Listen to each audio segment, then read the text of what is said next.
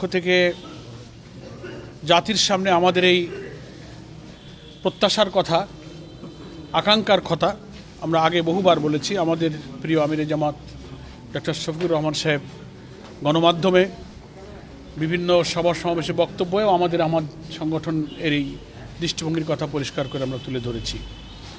সেটা হচ্ছে যে আমরা জাতীয় নির্বাচন নিশ্চয়ই চাইব, কিন্তু রাজনৈতিক ময়দানে এটা নিয়ে কিছুটা ছোটোখাটো হলেও একটা বিতর্ক লক্ষণীয়। কেউ কেউ বলছেন যে যত দ্রুত সম্ভব, বেশি সংস্কারের প্রয়োজন নেই। কেউ বলছেন যে সংস্কার কার্যক্রম শেষ করে নির্বাচন দেওয়া দরকার, তাতে যতটুকু সময় লাগে। এই দুইটা প্রান্তিক জায়গায় আছে। আমরা জামাত ইসলামী মধ্যম পন্থায় মাঝামাঝি আমরা একটা কথা বলেছি, সেটা হলো যে এদেশের মানুষ জানে এবং জনগণ জানে, আপনারাও জানেন যে আমরা 14, 18, 24 3 সালে আমরা কোনো ভোট দিতে পারিনি। ভোটাররা ভোট কেন্দ্রে ভোট দিতে রওনা হয়েছে, মাঝপথে ছাত্রলীগ, যুবলীগ, পুলিশ লীগ বাধা দিয়েছে, বলে ভোট হয়ে গেছে, বাড়ি চলে যান। এই তো 3 বছরের ভোট। তো আগামী এত রক্ত, 2000 ছেলেরা আমাদের জীবন দিয়েছে। ছাত্র জনতার গণ অভ্যুত্থানে প্রায় 40,000 লোক আহত হয়েছে। এত ত্যাগ। এর আগের 15 বছর সকল ফ্যাসিবাদ বিরোধী রাজনৈতিক নেতৃবৃন্দ রাজপথে আন্দোলন করেছে, হাজার হাজার লোক কারাবরণ করেছে, গ্রেফতার হয়েছে। আমাদের প্রিয় নেতৃবৃন্দকে অন্যায়ভাবে মিথ্যা মামলায় ফাঁসি দেওয়া হয়েছে। সবই কিন্তু এই ফ্যাসিবাদের মোকাবেলায় আন্দোলনের কারণেই এটা হয়েছে।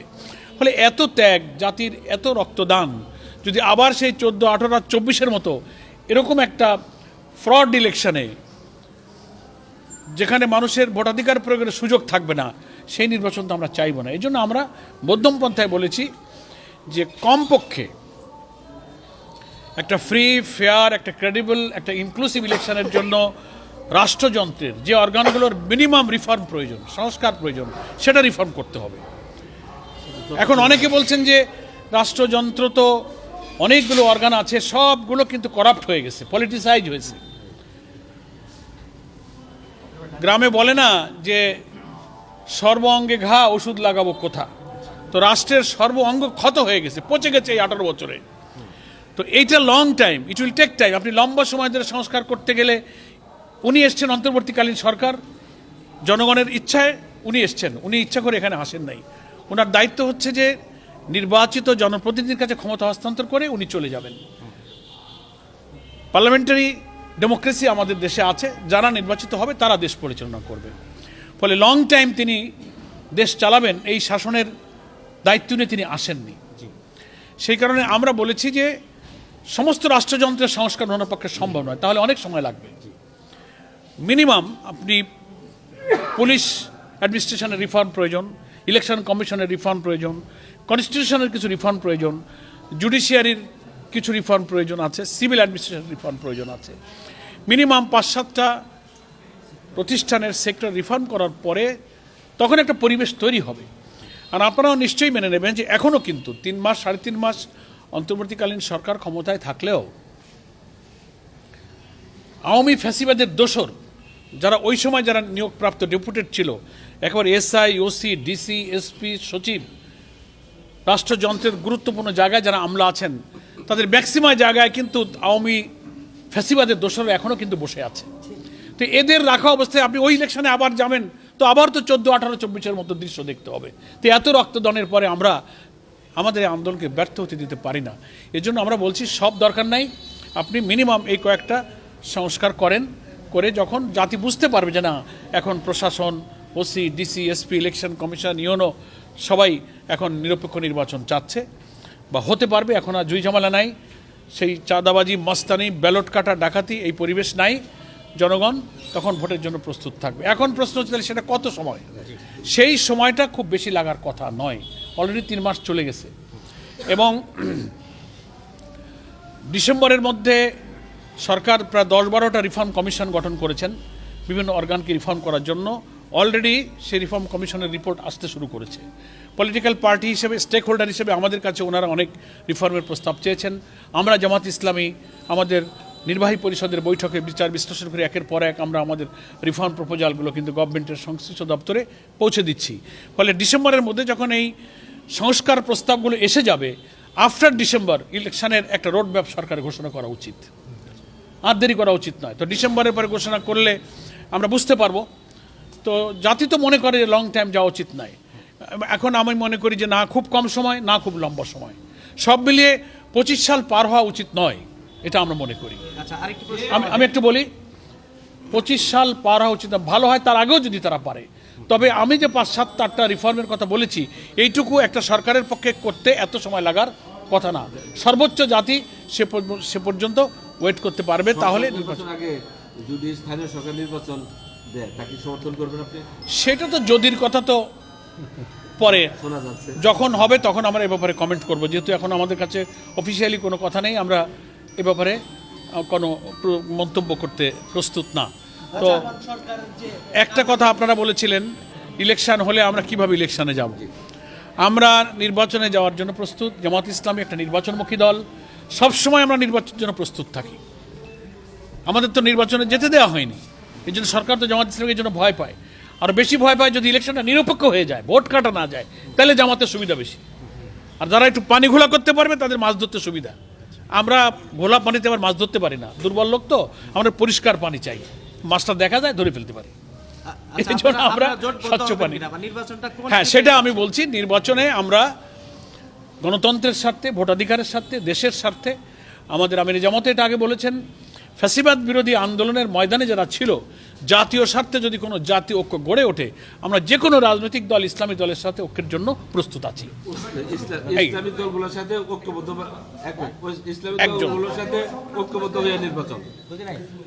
আমি বলেছি আবারও, ইসলামী সব দল, মত, স্কলার, ব্যক্তিত্ব, তাদের মধ্যে মত বিনিময় চলছে, এক্সচেঞ্জ অফ ভিউজ হচ্ছে, কালেকটিভলি, ইন্ডিভিজুয়ালি।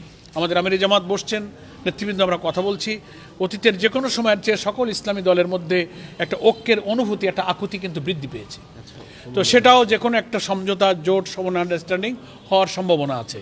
প্লাস ইসলামী দল নয় কিন্তু রাজনৈতিক দল, আওয়ামী ফ্যাসিবাদের বিরুদ্ধে যা ছিল, যদি একটা ন্যাশনাল কনসেনসাস তৈরি হয় যেন আমরা গণতান্ত্রিক পদ্ধতিতে নির্বাচনী রাজনীতির মধ্য দিয়ে আমরা আওয়ামী লীগকে বিদায় করব, তাহলে এমন কোন আন্ডারস্ট্যান্ডিং হলে we are ready to go there, আমরা সেখানে যেতে প্রস্তুত আছি।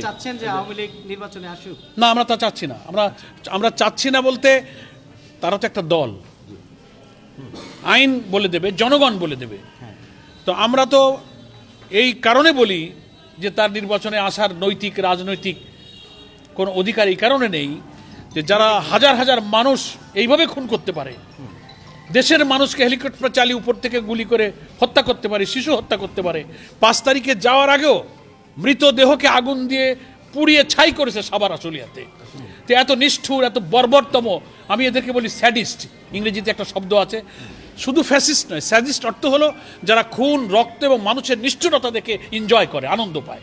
শেখ হাসিনা হচ্ছে সেই স্যাডিস্ট। তো এরকম একটা স্যাডিস্টের যাদের উপরে বর্বরতা সে চালালো, সেই দেশে নির্বাচন করার কোনো অধিকার তার নৈতিকভাবে নেই। বিএনপি একত্রে নির্বাচন এবং জাতীয় সরকারের কথা বলছে নির্বাচনে, আপনাকে ওইটার ব্যাখ্যা বিএনপি দেবে, আমরা ওটা বলিনি।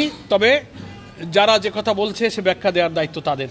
আমরা একটা জাতীয় ঐক্য চাই এবং জাতীয় ঐক্যর মাধ্যমেই শুধুমাত্র এই আওয়ামী ফ্যাসিস্টদের রাজনৈতিকভাবে বিদায় করা উচিত। আমরা আইন এবং নিয়মতান্ত্রিকতার প্রতি আমরা শ্রদ্ধা রাখি। ওনাদের কথা বলতে দেন, ওনাদের কথা বলতে দেন। আপনি কি সাংবাদিক? আচ্ছা, বলেন। সাংবাদিকদের জন্য বিপজ্জনক দেশের তালিকায় বাংলাদেশ 3 নম্বর হয়েছে। আসলে সাংবাদিকদের জন্য যে বিপজ্জনক দেশ হিসেবে 3 নম্বর হয়েছে, সেই বিষয়ে আপনার কি মতামত আছে?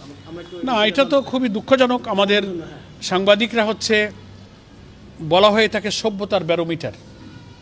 তাদের লেখনী, তাদের যে রাইট টু প্রেস, ফ্রিডম ইত্যাদি সে দেশে যদি না থাকে, তো এটা সে জাতির জন্য অমর্যাদা এবং দুর্ভাগ্যজনক। এবং আওয়ামী লীগ ক্ষমতায় এসে তো সংবাদপত্রের স্বাধীনতা এবং বাক স্বাধীনতা সেই প্রথম হরণ করেছে। 75-এ আপনাদের মনে নেই, সকল সংবাদপত্র সে বন্ধ করেছিল। তার পছন্দের 4টা কাগজ রেখে সমস্ত সংবাদপত্র বন্ধ করেছে। সকল রাজনৈতিক দল নিষিদ্ধ করে একটা দল করেছে বাকশাল। আওয়ামী লীগও ছিল না, নিজের শিশুকে নিজে হত্যা করেছে, করে নতুন শিশু জন্ম দিয়েছে বলে বাকশাল। ট্রেড ইউনিয়ন ছিল না, ফলে এদের মুখে তো গণতন্ত্র মানায় না, গণতন্ত্র আর আওয়ামী লীগ একসাথে যায় না। সেই কারণে আমি বলছি যে সেই ফ্যাসিবাদের 18 বছরে এরা ডিজিটাল সিকিউরিটি অ্যাক্ট করেছে, কালা কানুন করেছে, পরে সংবাদপত্রের স্বাধীনতা, সত্য কথা বলার অধিকার এরা হরণ করেছে, গলা চেপে ধরেছে। সে কারণে দুনিয়ার গণমাধ্যমগুলোর দৃষ্টিতে এটা ধরা পড়েছে। এবং কত নির্লজ্জভাবে প্রধানমন্ত্রী যখন তার গণভবনে সাংবাদিক সম্মেলন করত আর সাজানো সাংবাদিকদেরকে বানানো প্রশ্ন করত, করে করে জনগণের বিরুদ্ধে প্রধানমন্ত্রী দিয়ে মুখ খুলিয়েছে, আর উনিও খুব এনজয় করে করে কথা বলেছেন। তো সেই কারণে আমি দুঃখ প্রকাশ করি, উদ্বেগ জানাই যে বাংলাদেশের সংবাদপত্র পেশা এবং সাংবাদিকতার স্বাধীনতার জন্য আন্তর্জাতিকভাবে আমাদের এই মিডিয়ার স্বাধীনতা সম্পর্কে বিশ্লেষণটা আমরা এটার জন্য লজ্জাজনক মনে করি। এটার জন্য আওয়ামী ফ্যাসিবাদের কালো যুগ হচ্ছে এর জন্য দায়ী। ইনশাআল্লাহ নতুন বাংলাদেশ হলে সংবাদপত্রের মুক্ত এবং স্বাধীন মত প্রকাশের সুযোগ পাবে। শেষ কোশ্চেন।